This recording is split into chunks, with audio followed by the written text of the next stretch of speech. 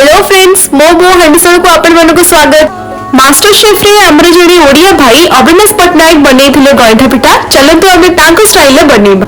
मु किछि अरुआ चाउल को भिजेई कि रखिथिली ताकू सुखेइली भलो से सुखी गला परे तार पाउडर बने चिकन बनेबी जेमिति पिठाटा सॉफ्ट हो। गैस ऑन कली कढ़ई रे गोटे ग्लास पानी देली। पानी फुटिला परे अपराजिता फूल एवं तेजपत्र पकेइली। जेहेतु मो पाखरे अन्नपूर्णा पत्र नथिला मु यूज कली तेजपत्र। तापरे 2 चम्मच चीनी देली ताकू किछ समय फुटिबाकू छाडिली ओ तापरे एबे मु देली गोटे चम्मच गुआ घियो एवं ताकू मध्य फुटिबाकू छाडिली। एबे गैस फ्लेम कम करी तेजपत्र ओ अपराजिता फूल को काढी नेली।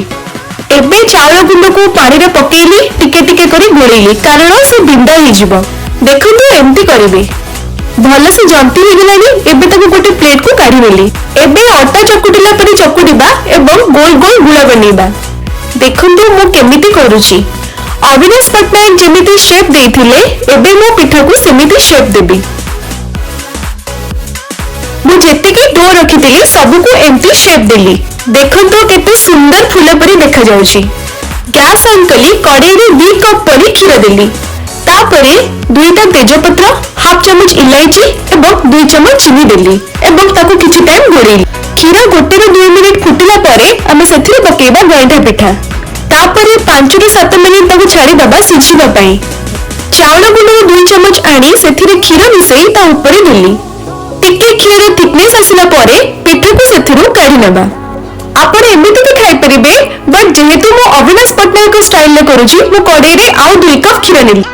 जेहेतु मो पाखरे आलमंड नथिला मो काजू नेली एवं गंगशिउली फूल कि साफरन नथिला मो टिके हल्दी यूज कली। मु चीनी गोटे चम्मच आगु ऐड करिथिली एबे टिके थिकनेस आसी गलानी त मु काढी नेली।